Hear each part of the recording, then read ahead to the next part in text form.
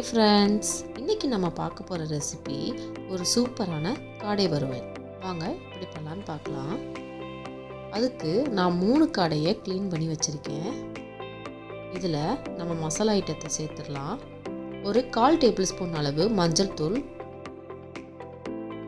ஒரு 1/2 table spoon அளவு garam masala, 2 table spoon அளவு 65 மசாலா, ஒரு 3 டேபிள் ஸ்பூன் அளவு இஞ்சி பூண்டு விழுது, 3 டேபிள் ஸ்பூன் அளவு கார்ன்ஃப்ளவர் மாவு, 2லேருந்து 3 டேபிள் ஸ்பூன் அளவு மிளகாய்த்தூள். காரம் அதிகமாக வேணும்னா 3 சேர்த்துக்கோங்க, குறைவாக வேணும்னா 2 டேபிள் ஸ்பூன் அளவு சேர்த்துக்கோங்க. அதுக்கப்புறமா அரை எலுமிச்சப்பழத்தோட சாறு, கடைசியாக தேவையான அளவு உப்பு சேர்த்துட்டு கொஞ்சமாக தண்ணி சேர்த்து இதை நல்லா மிக்ஸ் பண்ணிக்கோங்க. அதிகமாக சேர்த்துடாதீங்க தண்ணி.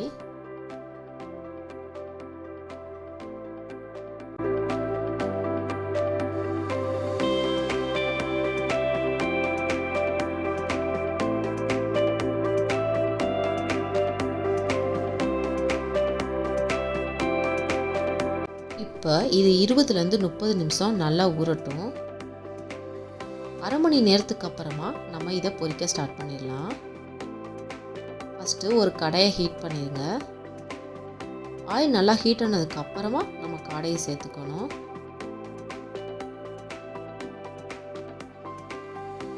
இப்போ வாங்க காடைகளை சேர்த்துடலாம்.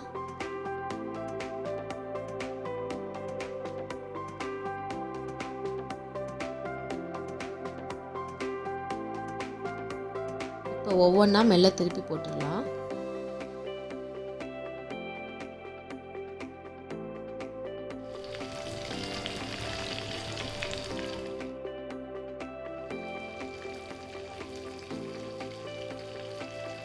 காடையை எப்பயுமே நல்லா கிறிஸ்பியாக ஆகிற வரைக்கும் நல்லா திருப்பி விட்டு ஃப்ரை பண்ணிக்கோங்க. அப்போ தான் நல்லா டேஸ்ட்டாக இருக்கும். நம்ம இதில் லெமன்லாம் சேர்த்துருக்கனால புளிப்பு உரப்பு இது எல்லாமே சேர்ந்து நல்ல சூப்பரான சுவையில் இருக்கும் காடை வறுவல்.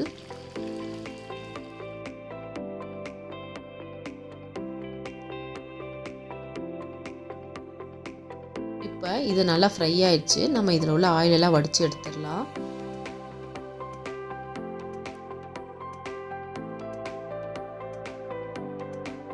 நெக்ஸ்ட்டு இதே போல் மீத உள்ள எல்லா கடையும் பொரிச்சு எடுத்துடலாம். கடைசியாக கொஞ்சமாக கருவேப்பிலை போட்டு, உங்களுக்கு ஆப்ஷனல் தான், வேணாட்டி ஸ்கிப் பண்ணிக்கலாம். இப்போ நம்ம இதை பொரிச்ச கருவேப்பிலையும் அந்த காடையை வறுவலோடு சேர்த்துடலாம்.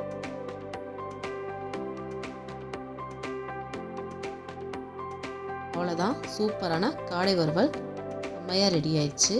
இந்த வீடியோ உங்களுக்கு பிடிச்சிருந்தா லைக் பண்ணுங்கள், ஷேர் பண்ணுங்கள், கமெண்ட் பண்ணுங்கள். மறக்காமல் அர்ஃபான் கிச்சன் சேனலுக்கு சப்ஸ்கிரைப் பண்ணுங்கள்.